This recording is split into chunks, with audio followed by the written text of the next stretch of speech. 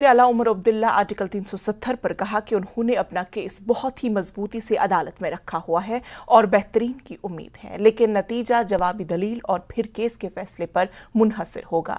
मरकजी हुकूमत ने शेख मोहम्मद अब्दुल्ला को गलत अंदाज में पेश करने की कोशिश की है, लेकिन चीफ जस्टिस के तबसरे से साफ पता चलता है कि शेख साहब क्या थे। लेकिन ये मामला शेख अब्दुल्ला या इल्हाक का नहीं बल्कि 370 के फैसले की आईनी हैसियत का है। कश्मीर की जो कंट्रीब्यूशन रही है वो हम सबके सामने है।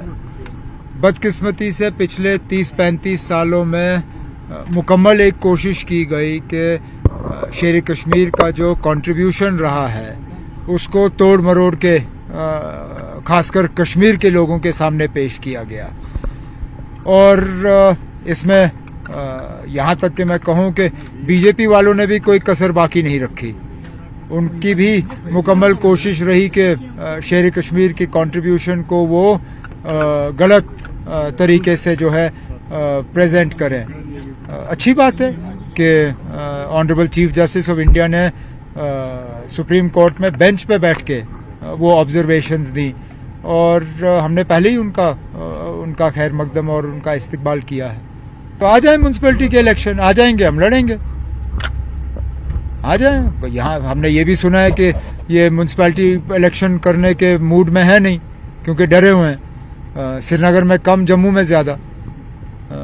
जिस तरह कांग्रेस ने थोड़ा सा जोर पकड़ा हुआ है जम्मू में, और जिस तरह कल आपने देखा ही होगा कि डेमोक्रेटिक आज़ाद पार्टी और आम आदमी पार्टी की क्या हालत की वहाँ पे कांग्रेस ने, मुझे लगता है उससे शायद बीजेपी वाले और ज्यादा बौखला गए होंगे।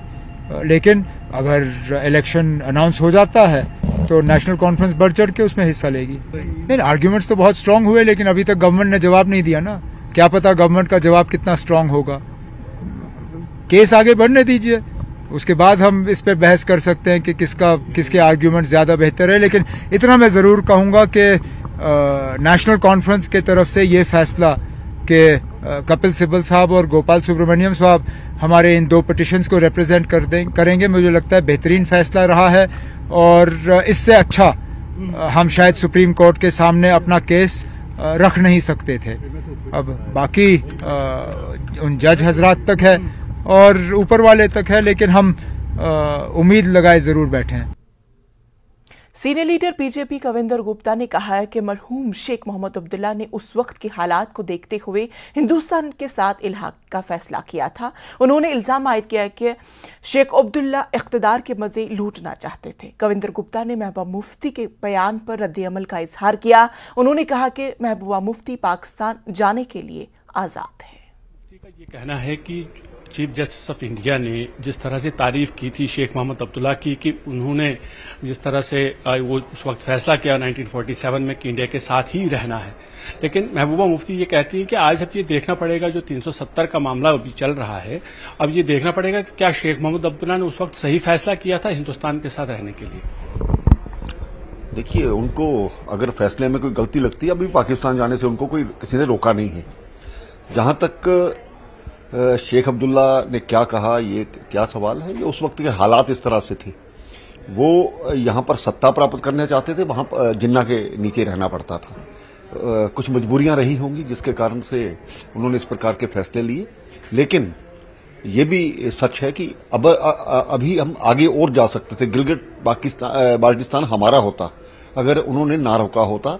वो तो बाद में किस प्रकार से वहां पर फौजें पहुंची, किस प्रकार से किया, ये लंबी कहानी है।